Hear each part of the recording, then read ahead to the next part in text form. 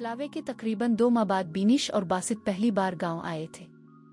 उसी दिन अशल भी काफी अरसे बाद माहम से मिलने उनके घर गई। वो सीधी माहम के कमरे ही में चली गई थी। इस दौरान माहम और अशल की चंद मुलाकातें हुई, मगर मुजम्मिल के मुतालिक माहम ने कभी कोई बात नहीं की थी। इसी बात का गुस्सा अशल को था। माहम ने अशल को कमरे में दाखिल होते देखा तो बोल उठी, तुम कैसे आ गई?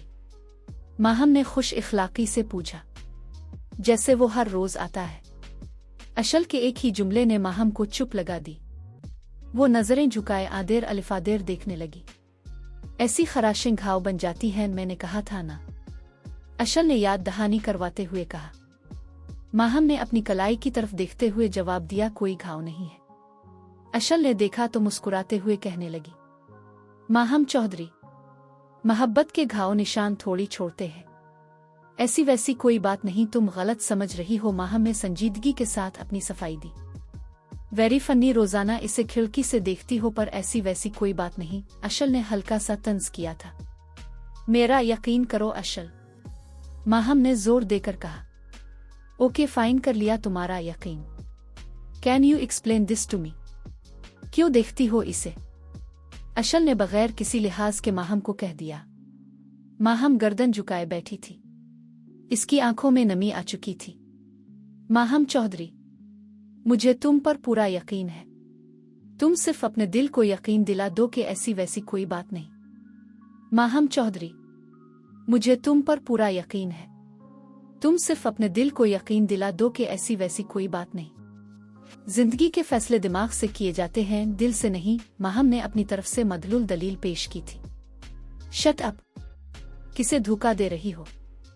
खुद को आ, मुझे जो तुम कह रही हो अगर ये सच है तो मोहब्बत की इस खिड़की को हमेशा हमेशा के लिए बंद कर दो और शमून से शादी कर लो। माहम ने अशल की बातें सुनी तो इसके आंसू बगैर आवाज के टपकना शुरू हो गए। ज्यादा इमोशनल मत हो, बी प्रैक्टिकल। मैं समझती हूँ तुम्हारी ये डफ एंड डम सी मोहब्बत ये सोसाइटी नहीं समझेगी। कोई देखेगा तो कहेगा लड़की की शादी की उम्र हो गई है, इसकी फौरन शादी कर दो, वो भी पागलों की तरह 2 माह से आ रहा है। ये लो मोबाइल और इसे हकीकत बता दो। कैसी हकीकत? माहम ने जल्दी से अपने आंसू साफ करते हुए पूछा। यही कि तुम्हारी मंगी हो चुकी है। ये तो मुझे भी पता है कि मेरी मंगी हो चुकी है, माहम ने घायल आवाज के साथ इकरार किया था। फिर मत बनू इडियट, अशन ने ये कहा ही था। माहम ने खिली खिड़की का पर्दा पीछे हटाया और खिड़की के पास पड़ी हुई इजी चेयर पर गर्दन झुकाकर बैठ गई। माहम चंद मिनट उसी हालत में बैठी रही। अशल की नजरें इस पर मरकूज थीं। माहम कुछ कहना चाहती थी, फिर इसने अपना इरादा बदल दिया और सिर्फ शिकायती नजरों से अशल की तरफ देखा। अशल उठकर उसके पास गई और माजरत खाना अंदाज में बोली, माहम सॉरी, गुस्से में पता नहीं क्या कह गई यार, मुझे तुम्हारी फिक्र है। I hope you understand my concern. बंद दरवाजे पर दस्तक हुई। माहम इजी चेयर से उठी, ड्रेसिंग टेबल के शीशे में खुद को देखा, अपने बाल सीधे किए, चेहरा टिश्यू से साफ किया। खोल दो दरवाजा, मोमिना ने दरवाजा पीटते हुए आवाज लगाई। माहम ने अशल को इशारा किया, इसने जल्दी से दरवाजा खोल दिया। इतनी देर लगा दी दरवाजे खोलने में, और मोमिना ने अंदर दाखिल होते ही कह दिया, बस कुछ बात कर रहे थे। अशल ने जल्दी से जवाब दिया, बातें सुननी हैं तो नीचे आ जाओ। बीनिश बाजी लाहौर से आई हुई है, नीचे उम्मी के पास बैठी है। जब से आई हैं अपने ससुराल के किस्से सुनाए जा रही हैं, उम्मी ने बुलाया है, जल्दी आ जाएं, चाय बना रही हूँ। मोमिना ने जाते जाते एक साथ काफी सारी बातें कह दे। क्या बताऊं मामी जी, बेगम साहिबा बड़ी अच्छी हैं। अभी 10 दिन पहले की बात है, जो काम वाली मासी थी ना, इसने काम छोड़ दिया। बाजला के पर्चे होने वाले हैं। मुजम्मिल साहिब इसे काम नहीं करने देते। खाला बल्कीस से इतना काम होता नहीं, मुझसे देख कर रहा नहीं गया। फिर मैं शुरू हुई और चटपट सारे काम खत्म कर दिए। बेगम साहिबा ने देखा तो 1000 का नोट और एक सूट उसी टाइम इनाम में दिया। फिर कहने लगी, बीनिश अच्छा नहीं लगता कि तो बैठी रहे और तेरी सास काम में लगी रहे। बीनिश ये बता, मुजम्मिल साहिब को क्या तकलीफ है जो बाजला को काम नहीं करने देते? अशल ने बीनिश की बातों के न थमने वाले सिलसिले को रोका और उसी के अंदाज में इससे पूछा, मुजम्मिल साहिब तो बहुत अच्छे हैं जी, बाजला से छोटी बहनों की तरह प्यार करते हैं। कहते हैं तुम्हें डॉक्टर बनाऊंगा। चाय। मोमिना चाय की ट्रे उठाए खड़ी थी। बीनिश 80 बताओ कि बाजला कितना पढ़ती है? माहम ने मोमिना की तरफ देखते हुए कहा। मोमिना ने मेज पर चाय की ट्रे रखी और बारी बारी सबको चाय पेश की। चाय के दौरान भी बीनिश की बातों का ना खत्म होने वाला सिलसिला जारी रहा। मरियम बीबी ने चाय पी और नमाज पढ़ने चली गई। मोमिना को माहम ने पढ़ने भेज दिया। तुम्हारे मुजम्मिल साहिब कैसे हैं? अशल ने माहम की तरफ देखते हुए बीनिश की फिर से चाबी घुमा दी। मुजम्मिल साहिब तो बड़े अच्छे हैं। काम से सीधा दूसरी मंजिल पर अपने कमरे में। तुम गई हो इसके कमरे में? अशल ने बात काटते हुए जल्दी से पूछा। देखना तो चाहती थी पर बासित ने मना किया है। सिर्फ बाजला को जाने की इजाजत है उनके कमरे में। ऐसा क्या है वहां? अशल ने इश्तियाक से पूछा। पता नहीं, बाजला बता रही थी मुजम्मिल भाई को बिल्कुल पसंद नहीं कि कोई उनकी चीजों को हाथ भी लगाए। बाजला ने ये बताया था उनके कमरे का सारा सामान बाहर के मुल्कों का है। अच्छा ये तो बताओ तुम्हारे साहिब को खाने में क्या क्या पसंद है? फल फ्रूट और ड्राई फ्रूट, चा और कॉफी बड़ी पीते हैं। बीनिश ने सब कुछ ठीक ठीक बताया मगर उसका तलफ्फुज गलत था। माहम जो अब तक खामोश थी इत्मीनान से बोली। बीनिश तुमने सब के बारे में बात की सिवाय बासित भाई के? बीनिश का चेहरा खिल गया। बासित का नाम सुन के बीनिश चहकते हुए बोली। माहम बाजी, बासित की क्या बताऊं, वो तो इतना अच्छा कि मैं बता ही नहीं सकती। तुमसे मोहब्बत करता है? अशल ने फौरन पूछा। बहुत मोहब्बत करता है, बड़ा ख्याल रखता है मेरा। मोहब्बत का इजहार कैसे करता है? वो तो बोल नहीं सकता। अशल ने दो टोक ही पूछ लिया। अशल बाजी तुम भी एवी हो? तुम्हें किसने कह दिया मोहब्बत बताने के लिए बोलना जरूरी है? मोहब्बत तो जैसे तख्ती पर लिखते हैं वैसे ही बंदे के मुंह पे लिखी होती है।